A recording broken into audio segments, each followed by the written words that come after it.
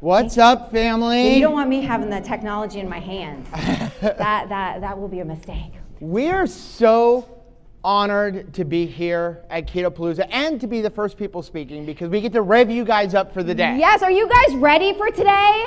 Does everybody got their coffee or a caffeinated beverage? You're excited? Wait a second. Autumn said we have 50 minutes, which means maybe we can go 60. So we're going to put a timer on. I don't think so. Not with Autumn. Yeah, see, she runs a tight ship. Yes. No, I'm very excited that we're here today to hopefully help you guys be prepared for the right mindset for this conference. Yeah, today we want to talk about focusing on what's now, right? Not what's later. We want to go through our story, our life, and show you some of the mistakes that we made, how we were focusing on what's going to happen later on in life instead of what was going on right now in our life. Yeah. Because the bottom line is, there's good stuff in here right now. Here, pat yourself on the chest. There is good stuff in here right now.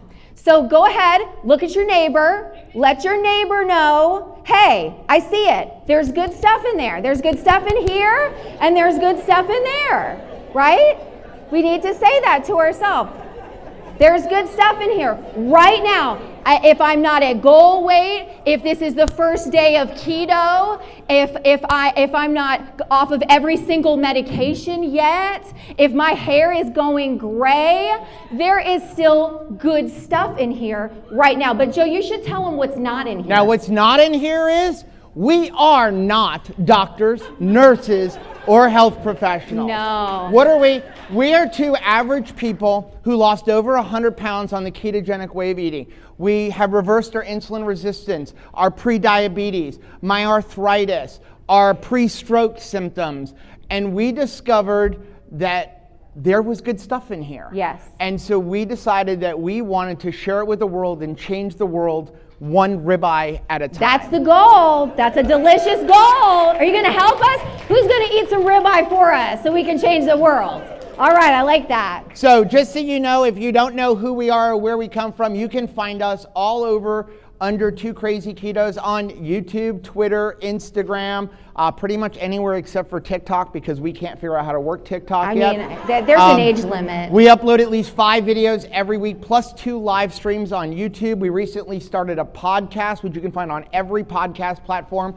There we upload 2 podcasts every Tuesday and Friday. We also have a Facebook page as well as a Mighty Networks, which is where we really work on building community. You can find that at members.twocrazyketos.com. Now I want you guys, you've got all of your paraphernalia for the conference, and you can see when you check out your itinerary that there's good stuff in here.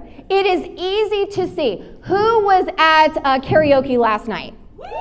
And I mean, was everything perfect? No. Did I mess up on some of the words? Yes. But you know what? Did Richard sing? Did Richard sing? Yes. Is America Got Talent calling him later? Yes, they are. Okay? But because he owns it. We need to sign his microphone stand because that's all he's going to get. Autumn is taking the mic. He can have the stand. But it's easy to see right now in the present, you're looking around, having fun, and you identify there's good stuff in here. There's so much good stuff in here. Who likes Halloween, Thanksgiving, Christmas, some of those holidays? Anybody enjoy those?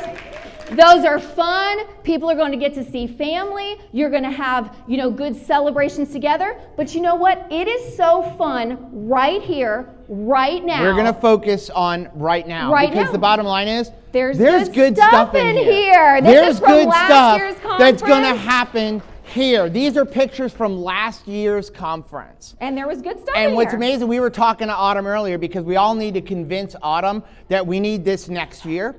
Okay, so we're going to start beating her up now because you know what? 2 years ago, there were 20 people? Then last year, there was a little over 100. Now look at this room. Look at this. Right, so next year, we're going to double this room because there's good stuff in here. Yeah, but we couldn't always identify Why does it keep turning off? That there's good stuff. We didn't notice in the moments of our life that there was good stuff in here all along. So a little bit about us. I've been obese pretty much my whole life until I found keto. From the time I was about 10 years old, I was obese. I was shopping in the husky section of Chwatchkes. I was made fun of as a kid. Here, I don't know, I think I'm about 13 or 14 years old, but the whole problem was my entire life, I was always focusing on when I lose weight, I will be happy. I will be happy when kids like me, when I'm not 30, 40, 50 pounds overweight. I was never focusing on the now. But the bottom line is, you look at me, here's in my parents' backyard with my windsurfer. There was good stuff in me right there. I was already, by the time I was 13 years old, I was a builder. My dad and I rebuilt our entire house. I loved helping people. I was one of the youngest Eagle Scouts in the state of New York. I got my Eagle Scout when I was 12 years old. The problem is, all I did was I focused on, I don't look like other kids. What I focused on was the fact that my weight was an obstacle to making friends. The bottom line is, if you don't decide to enjoy your life right now, you're not going to enjoy it later. Yeah. You've got to decide today that there's good stuff in here. And I had a similar experience. I had a win attitude. I thought, when and if I can just look like the other girls, I'll be proud of myself. And there was good stuff in that little girl, but she didn't focus on what the good stuff was. She was thinking, I need to look like everybody else. Now, at the time, I was a great student. You know, I was president of my elementary school. There was good stuff in me in the moment. However, what was I thinking about? Why are you so awkward? It's so funny because what I used to be concerned about, I celebrate now, right? I'm the most awkward person you'll ever meet. But it's okay, right? So I was focused on, why are you so awkward? And also, why can't you look like the girls in the Barbie commercials? Anybody watch Saturday morning cartoons and you'd see like the commercials with all of the cute little girls? And I thought, I feel sorry for my Barbie because these girls are like, they look like Malibu Barbie. And I'm like clunking around with my Barbie. That's what I was focused on even at that young age. And I needed to change that mindset because it began early. A lot of times we think, well, I just have a bad attitude now, I'm an adult, I'll get over it. No, it probably started earlier than today. We just need to change it today. The bottom line is, if you don't decide to be proud of yourself right now, you're not going to be proud of yourself later. There's good stuff in here right now, right where you're at. Moving on in my story, I was obese all through high school. I went off to college and I really ballooned up because all of a sudden I discovered freedom. I discovered I have money. I can go buy food that my parents didn't let us have in the house. And now it was no longer sneaking food. It was openly going to Burger King every single day and buying all the sugared cereals we weren't allowed to have. And I ballooned up and I got to about 260 pounds when I was 18 years old. And then by the time I was 20 years old, I actually had a debilitating car accident, ended up shattering my ankle in over 30 places, spent 2 years on crutches, spent up until I found keto about 26 years taking Arthrotec and Vicodin every single day. Was told I was never going to walk again unless I fused my ankle or received an ankle replacement. And I was in college, but I had very limited mobility at that point. And all I could ever do was say, if I had more mobility, I could have a better future. But the bottom line is, there was good stuff in me here. I was a college graduate. I had a good job. I had a very bright future. But instead, all I did, even at the age of 20 years old, was I focused on yo-yo dieting. I focused on having the excuse that, well, you're on crutches. Well, you can't really walk anymore. You can't go skiing anymore. You can't do any of the fun exercises that you wanted to do anymore. And the prescriptions that I was on was telling me, you are never, ever going to get better. But the bottom line is, if you don't decide to have hope for your future right now, then you're not going to have hope for your future later. And I was very similar. When I was in high school, I thought, when I lose the weight, I'll like myself more. Am I the only person that has felt that way? When I lose the weight, then I will decide that I'm going to talk nicely to that young lady in the mirror. That is what I believed. But there was good stuff in me right then, even in high school. I had begun writing, I had become a journalist, I was at the top of my class, but I didn't notice any of those things. What did I notice? Well, I noticed that I could also pick up yo-yo dieting. That was a popular thing to do. And instead of self-care, I focused on self-criticism. Nobody can criticize me like me. Anybody else out there like that? Today is the day that ends, okay? We don't need to be criticizing ourselves. Why? Because there's good stuff in here. There is good stuff for us to notice in here right now. And the problem is, if you don't decide to like yourself now, and today is as good a day as any, then you won't like yourself later. After college, I ended up meeting a girl, but here the problem was, I had such a poor self-image. And if you listen to our podcast, we talked about this on our podcast that came out on this past Friday. And I had such a poor self-image. When I finally got a girl to talk to me, I married her. I married the very first girl that said yes to a date. But why did I marry that girl? I didn't marry her out of love. I married her out of no girl is ever going to want to talk to me because I'm fat, I'm ugly, I don't have a bright future. So this girl finally said yes. I married her. We were not a good fit at all. And I ended up, after a few years, getting a divorce. And I became a single parent, and I was raising my boys. And at the time, raising my boys, and you can see here's a Christmas with me and John Paul and Anthony. Anthony's about 4 or 5 years old there. I look super happy to be spending Christmas with my kids, right. Don't I? That was my life, because it wasn't that I wasn't enjoying my kids. I loved my kids. I fought to have custody of them. But I was doing it alone. I felt miserable. At the time, I weighed about 275 pounds, and I could only ever focus on, I'm miserable right now. But there was good stuff here. I had 2 amazing boys. I was raising my boys on my own. I had a very successful landscaping business. I was the umpire-in-chief for District 10 Little League in Florida. I got to work some of the Little League World Series, but all I focused on was my weight. I had mobility issues, and I was a horrible communicator. And the bottom line is, if you don't recognize the love that you have in your life right now, you're not going to recognize the love later. That's absolutely, and I hope that you feel love coming from us to you, because you're loved. All right, so for me, I was also a single parent raising my son Caleb, and I thought to myself, when I lose this weight, I will show up for life. And I had lots of opportunities to get involved, at school with Caleb, and I had some great stuff going on. I had a healthy kid. I was invited to participate in school functions and celebrations, but I didn't. I did not show up for these things. Why? Because of what I was focused on.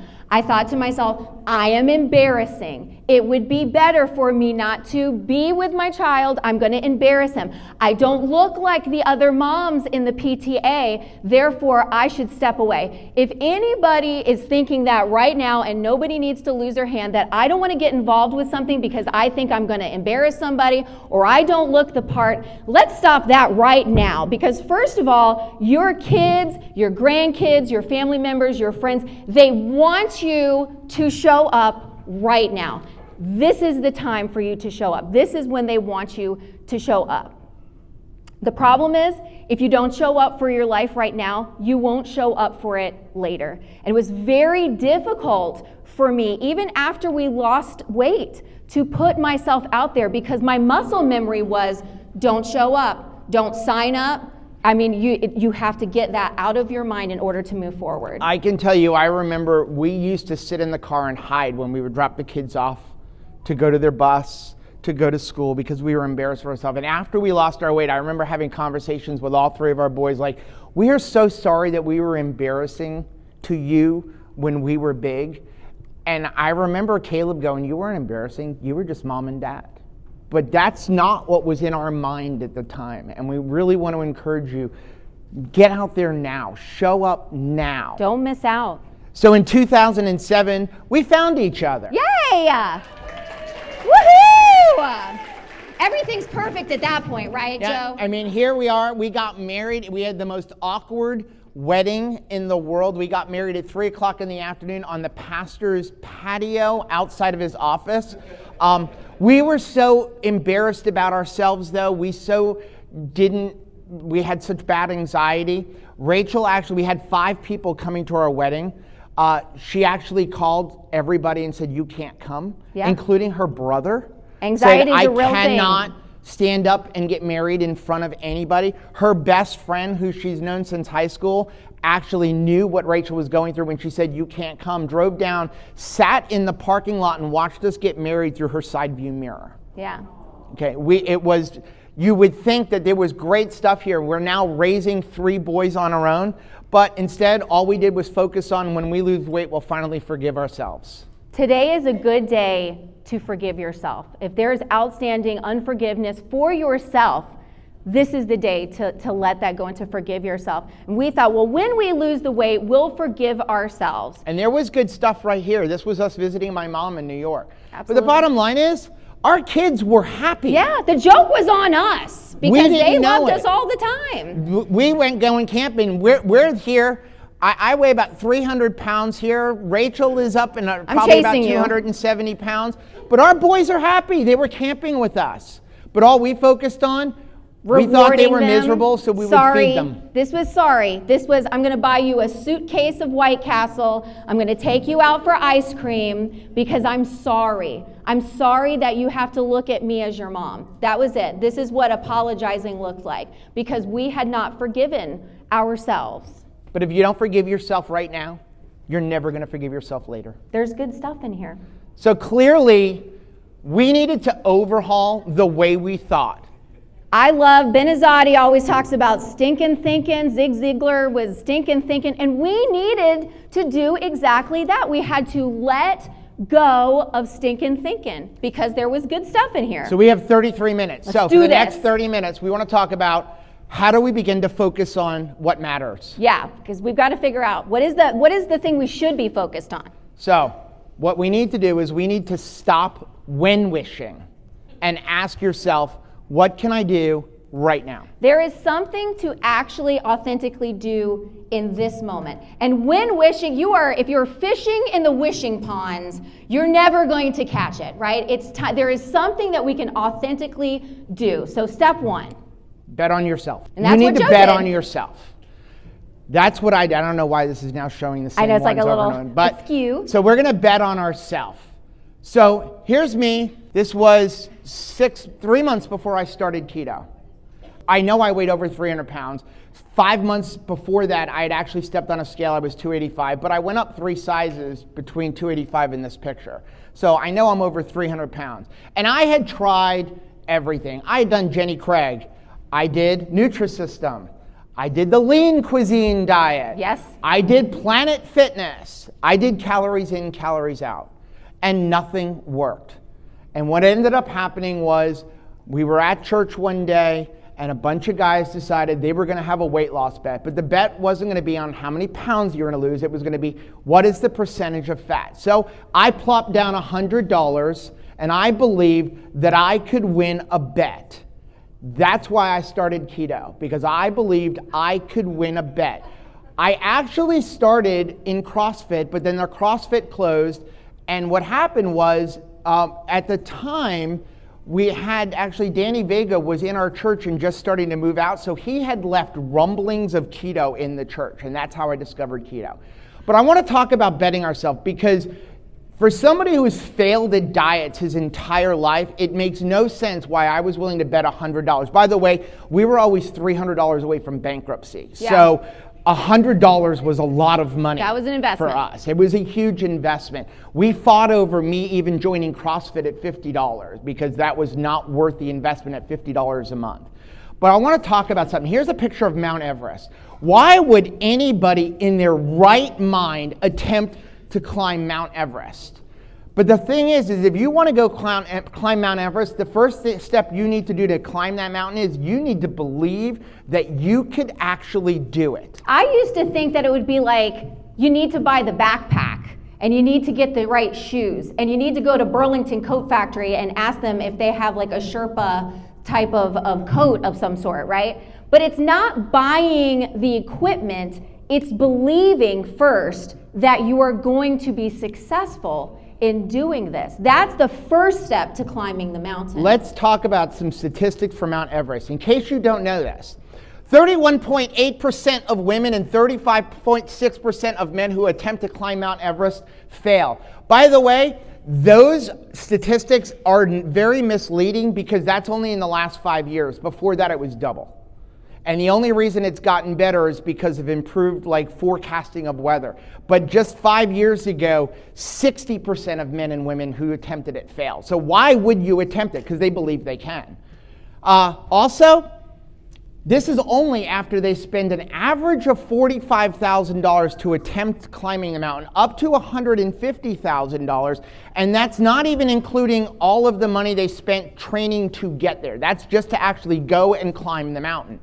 Also, 25% of the people who attempt to climb Mount Everest die before they get back to base camp. That is daunting. That will make you not want to move forward. But we were doing the same thing to ourselves. We were running the same statistics on that side of our brain every time we say, when I lose the weight, I'll live. When I lose the weight, I'll like myself. When I lose the weight, I'll show up. It was just as devastating statistics that we were keeping on ourselves. And when Joe decided to plop down that money and believe that he could, he changed the perspective to this right side. Hey, 68% of women and 64% of men who try to climb Mount Everest succeed. I'm going to decide that I'm going to go ahead and get my ticket. I believe I'm going to be one of the ones that is successful. Also, hey, their names are in the record books and it only costs $45,000. That seems like a bargain to be a part of history, right? Oh my goodness, I've spent that much at Disney World. I mean, we live in Florida. I mean, that was my kid's childhood right there. And then 75% of people who attempt to climb this mountain make it back safely. A lot of times when we start this way of eating, what's the first thing that people say? You're gonna die. It's like, thank you so much, cashier that I don't even know. You're scanning my bacon and you're just assuming that I'm going home to die. Thanks for that. I'm gonna choose to believe that I'm going to be the 75% that live and have results like Joe did when he bet on himself. Step 2, we need to redefine our food. We changed our mind about what healthy food looks like. This is what healthy food looked like to us.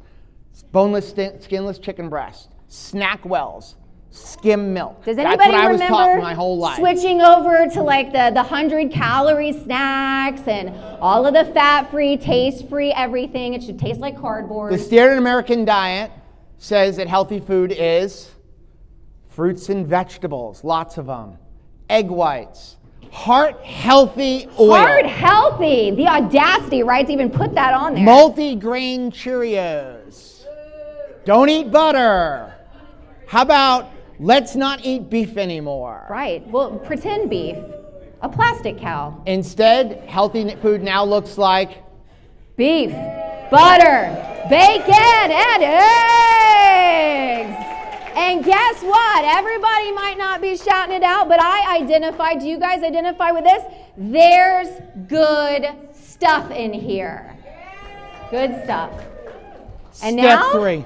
Every meal is delicious and healing. And not only that, we are honing cooking skills that really encourage us as we provide for our family. How many people have learned to cook better, well, differently, use new cooking appliances since they went keto, right? Step 3. We need to focus on small goals. Focus on small goals. That is the challenge. If you guys are, sometimes I even look at Instagram to look at progress pictures of people, and I could call that doom scrolling. Because if I don't have this major success, like I need to start in day 1 and I need to be across this stage by week's end, right? In order for me to think that I'm having progress. But the truth is that we need to focus on small goals. So I'm so thankful for this. I'm so thankful. I do have a significant before and after picture. But we should see before this, there's this. It's one step at a time, getting a little bit better every single day. So somebody needs to let themselves off the hook if they're looking and they're saying, gosh, I'm seeing really big before and after pictures and mine's not happening that fast. It doesn't happen fast. If anybody is saying that, like, you know, you're wrong, you're bad, if it doesn't just overnight, that is not true. That is not my experience. That may be other people's experience, but this took a long time to put on, and this took a long time to put off, right? People have asked me, how did you get to the weight you're at? When I started keto, if you would have told me you're gonna weigh 190 pounds, I would have told you it's never happening, I give up now. My goal was to get to 230, which I had never seen since I was a child. That was my goal. And I got to 230, but instead of getting to 230, I got to like 231, and the next time I turned around, I was 229, and I'm like, I wonder if I can get to 220. And then when I got to 219, I'm like, I wonder if I can get to 210. But it was one step at a time. I never focused on getting to 190. I focused on where can I get, what is the small goal to get to the next one, and then we'll see how we feel there.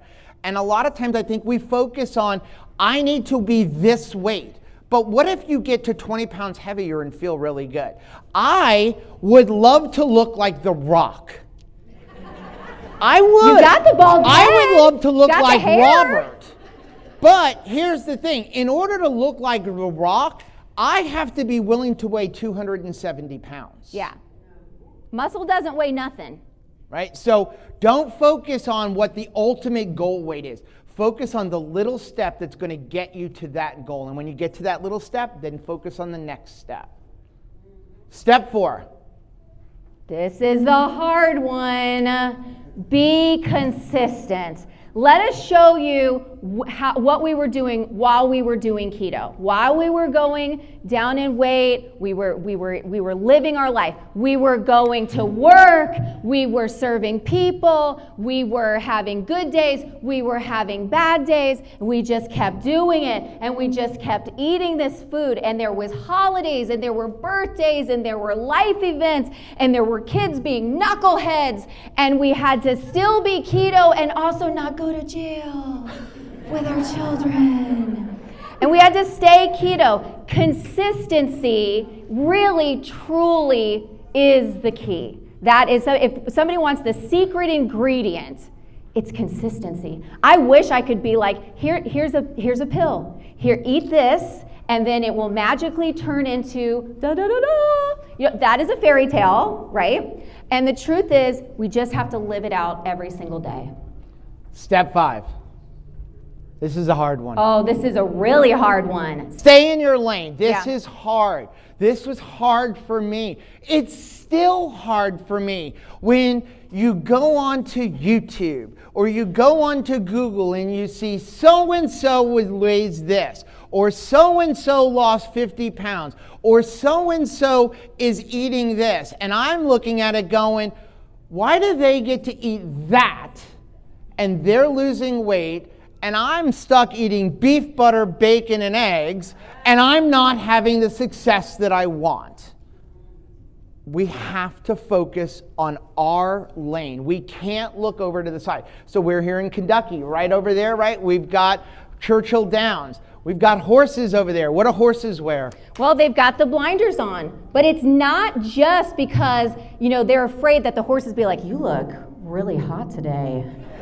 I wish I looked like you stallion. That's not the reason.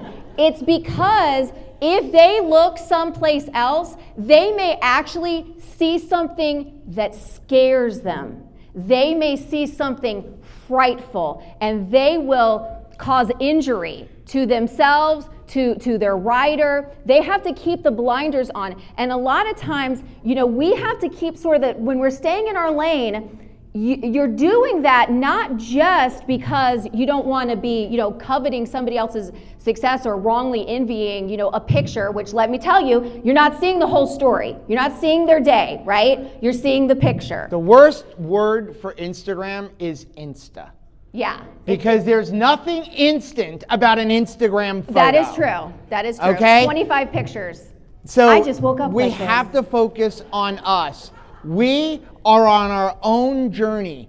One of the worst things that I think is out there is macro calculators, because that macro calculator doesn't know your journey. It doesn't know your history. Our friend Nisha Berry said it best at the Proper Human Diet Summit a couple of weeks ago when she said, how do you figure out what to do? N equals 1. You have to experiment on yourself. Don't look at somebody else and go, well, they're having results, let me do what they're doing. Focus on what you're doing, experiment on yourself a month at a time, not a day at a time. Well, this didn't work today, so I'm going to try something else tomorrow. Do everything for a month, reevaluate, move on. Yeah. But don't compare yourself to everybody else. That's right. So the only person that you're competing with right now is you. That's it. You're your only competition. And that's a pretty cool thing because y'all can train together. That's an exciting thing. You're actually, and this is why we have to make peace with ourselves, because you don't want to be angry at your partner, right? So I am competing right now to see if I can be 1% better every single month than I was before. And 1% at a time, I have moved from somebody that's in the sidelines of the pool that can be on the paddleboard, enjoying, doing active things, right? And encouraging other people to do it too. So, I'm older, and that's okay, and I'm competing with myself, and I'm seeing success. And I'm not angry at the girl on the left side. I'm not mad at her. I have forgiven her. I'm thankful for her. I appreciate everything that she's gone through. But now I'm going to take this from here, and I'm going to keep winning. Step 6. Track everything. Everything. Super track. This is something we talk about all the time, Joe, right? So, we are not talking about tracking food because we don't track our food. We haven't tracked our food in over a year, and we are the same exact weight that we were a year ago, and we don't track anything. We're not talking about tracking your food. We're not talking about tracking your macros. Sorry, Autumn, I know Autumn loves to track she loves macros, it. She loves but it. we're For talking us, about track your daily accomplishments. Yeah, if we only track weight and food, that is the only thing that we're going to celebrate. And I am done celebrating food. I want to celebrate life. Don't you? There's so many beautiful things, so many good things out there. And man, we can still track it throughout our health journey. Let me show you. Here's some things that I've noticed that I can get down on the ground with the kids now. I talked about that at PhD, and my face is smiling because I know I can also get back up again. I can actually get up. I don't have to be fearful. The children don't have to be fearful that I'm going to use them as stools and I'm going to use their little heads to stand up, They used to it was so funny, if I did get on the ground, everybody would kind of back up a little bit, don't use me. But I don't have that problem anymore. Here's me and Miriam and Shelly going, you guys are nuts. But that's what friends, she totally encouraged us. She didn't even yell at us. But we were like, hey, we're more flexible now than we were before. We're celebrating some flexibility here. I can monitor and track success using glucose monitors, lab tests. I can actually see what's going on in my body, and I can track myself in clothes. Yes, ma'am, I am wearing a bikini under that. Absolutely. Let's do it. All right. Step 7. This is the good one. We got time. Yes, I'm just We're only going to be 20 minutes late on. Okay, no, we're not. Celebrate the wins. Yes. And there's a lot of wins to be had. This is probably one of the biggest wins in 6 years for me. This is a picture of us, our oldest son, John Paul, and our daughter-in-law, Michelle, about 6 months ago. And we went to Universal Studios, and John Paul turned to Rachel and said, this is the first time in my life that I've ever been to a theme park with Dad without him being in a wheelchair. He's That's a win. 25 years old, and they're expecting our first grandchild next month. That's a win. That is a win to celebrate. That's something I want to focus on. Here we are going on, we were on a camping trip. There's my beautiful mother who has reversed 20 years of type 2 diabetes, no longer a type 2 diabetic. thanks to keto, went in for heart surgery to put stents in her heart, wheeled her right back out of the operating room, no stents necessary. Keto had taken care of all of the blockages. There's me with Anthony and Caleb. And this is especially important because this is happening between the week of December 25th and January 1st. And normally, I spent that week seeing how much could I pack on before January 1st where I got back on track. And this was that week. Instead, I spent it happy with my family, not in isolation, not on the couch, not hurting, enjoying my life. And that's a win.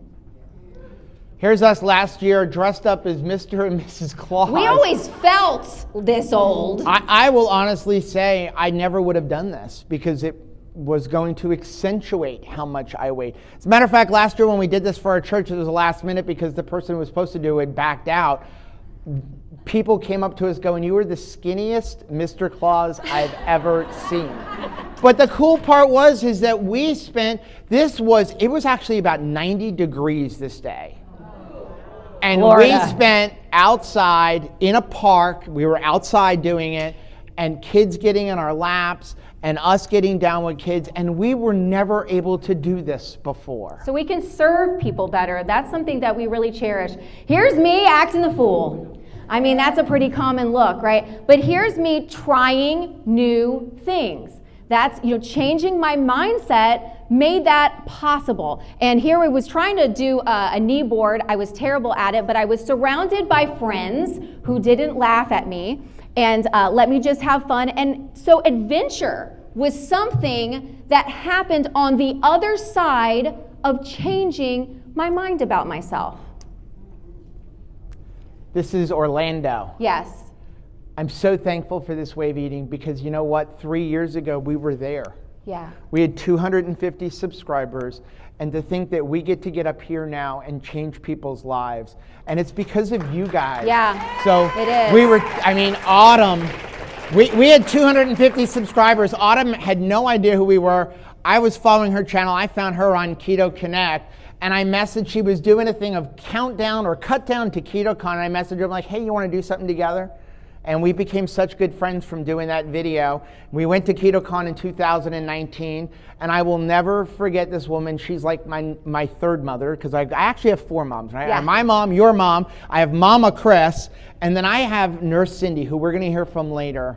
And in KetoCon, Nurse Cindy grabbed us by the arm and goes, you guys have a message, we're going to make you famous. This and is she community. put us on Facebook. Yep. And we walked away with 2,000 subscribers. And that's not to boast our subscribers, but that woman has such a heart, and Yes. I will be ever thankful for her because of her, we've been able to get our message out, because we showed up at KetoCon in 2019, walking around, looking down at the ground, and we noticed, you know what?